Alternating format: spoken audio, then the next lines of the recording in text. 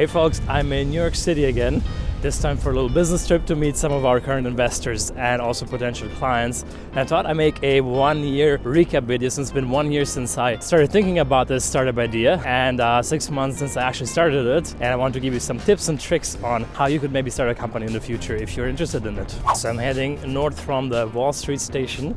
I would love to hear from you in the comments how you like this new vlog format, because I'll try something new in this video.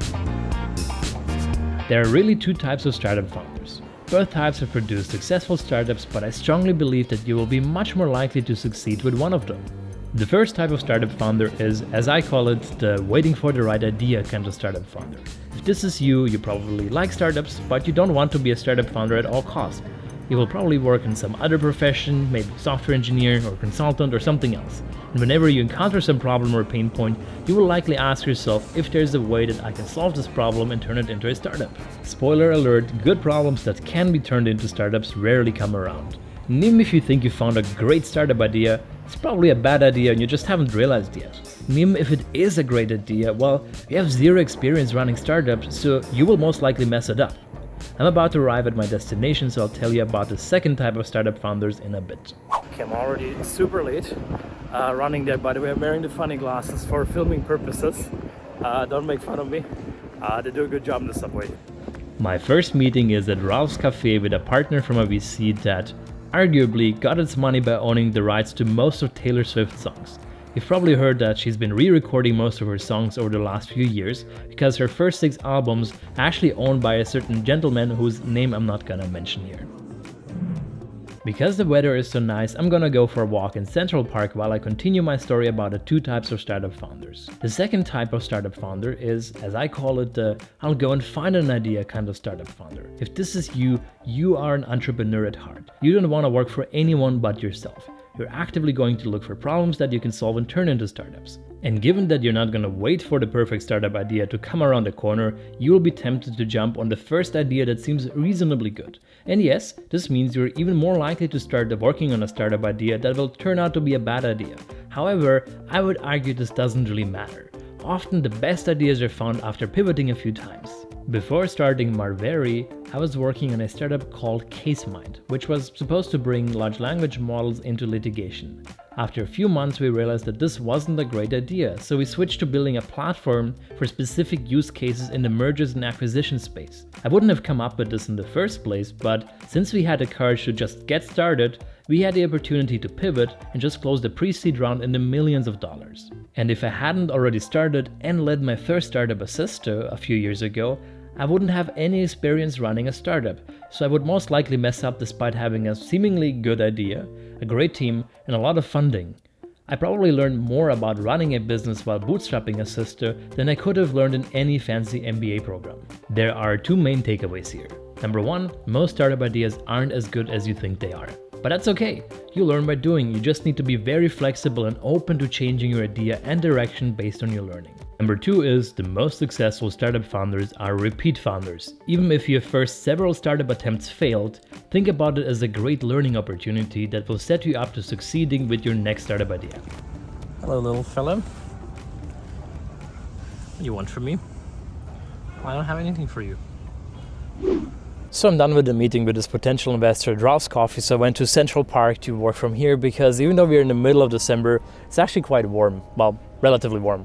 And I realized something that I want to share with you. So probably the second big lesson that I just learned today is I'm glad I didn't move to New York. Because don't get me wrong, New York is awesome, there's so many things to do, so much fun, so many parties you can attend, there's so much networking events, but in the end of the day, that's not what building a startup is about. Building a startup is about sitting down for a few years, kind of sacrificing some of your fun stuff on the trips and the vacations and all of that, and really being heads down focused. If you're not able to enjoy this part of really just working hard and not going out and doing crazy stuff all the time, then maybe the startup life is just not for you. So I think if I had actually moved to New York, I would just have a really hard time focusing and just doing what it actually takes to work on a startup. Now I'm gonna go probably to some cafe because I am slightly getting cold, and I'll probably get some work done on the engineering side, OCR development for our platform, and developing some other features. Let's see how that goes. As I'm heading out of Central Park, I realized that I recognized one of the apartments from a YouTube video. It's all the way on top with a balcony. that is the most expensive and the highest residential apartment in the world on the market for a whopping $250 million. While the apartment is of course really nice, it's kind of sad that New York and so many other cities have turned their nicest real estate into uninhabited investment properties. After all, apartments are here to be lived in. I just met with a potential hire for one of our engineering roles, and I'm now heading to one of our investors' office to finally meet them in person. I'm a visitor and I have a pass over here.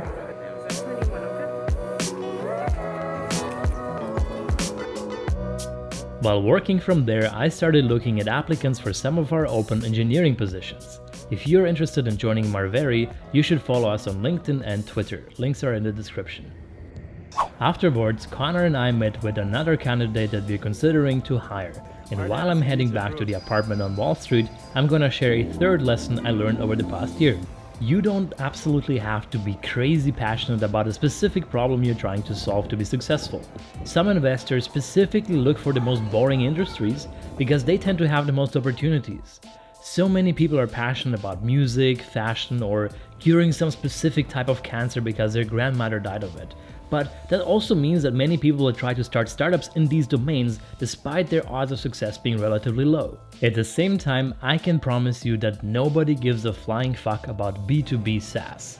Nobody dreams about building the best internal tool used by the IT department of some boring corporation. This doesn't mean that people won't care about your product. Many B2B SaaS companies have done great things and improved our lives, often without us even being aware of them. In my startup's case, the grand vision is to revolutionize the legal industry, make lawyers more productive, and thereby make legal representation more accessible. But how many times per day do you think I dream about this exact grand vision? Very rarely, actually. What I really care about is building something cool from ground up and being surrounded by brilliant people. That's what excites me and motivates me every single day. And the same applies for hiring. No engineer cares about B2B SaaS either. The reason why some of the smartest people I know have joined me in Marveri is because they're also excited to work with other brilliant people and build something from ground up. Smart people attract other smart people.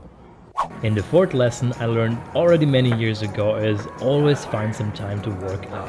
Hello. Whenever I travel, I make sure to plan for workouts. Ooh, my gym stuff.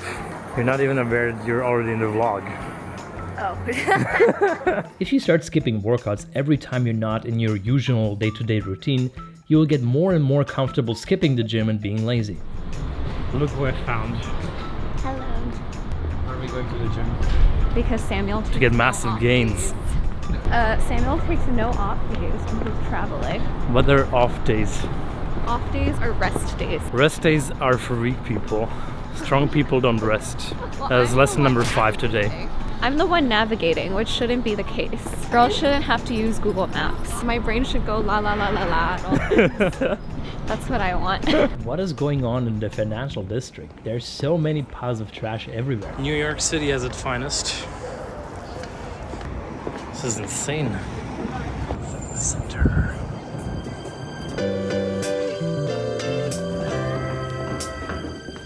Hello. Today in the gym I was hitting chest with a particular focus on my upper chest. And Aaron was doing, I guess, a little bit of everything.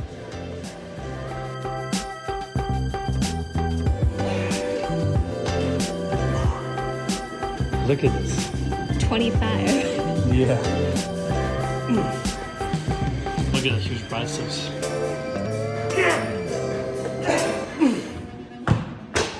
Alright, so I'm done with my workout. Behind me you can see the New York Stock Exchange on Wall Street. If you're ever dreamt about working here, either literally or figuratively, I have the right place for you, which is Brilliant.org, the sponsor of this video. If you don't know yet, Brilliant is a great platform to learn math, data science and computer science interactively, and they have thousands of videos online from beginners level all the way to very advanced classes. So if you are anything like me and you are interested in finance, and probably I shouldn't be filming this while crossing the road, you can check out their course on predicting with probabilities. This class will teach you how to take advantage of the world's most valuable resource, which is data. For example, over here in this beginner's class, you can learn how to visualize certain data plots, and how to take advantage of information that is given to you. But you can also go to more advanced problems such as joint probabilities. Over here, you can learn how to play around with different events that may be uncorrelated and extract information from data that is otherwise very difficult to interpret. So if this course caught your eye or any other, you can try it free of charge for 30 days, and you can also get 20% off the annual subscription by visiting my link at brilliant.org/SamuelBosch. And with that, I want to thank Brilliant for sponsoring this video, and if you enjoyed it, learned something new, you can thank me by giving me a thumbs up, subscribing to the channel, and turning on the notifications. With that, I wish you happy holidays, and I'll see you very soon. Take care.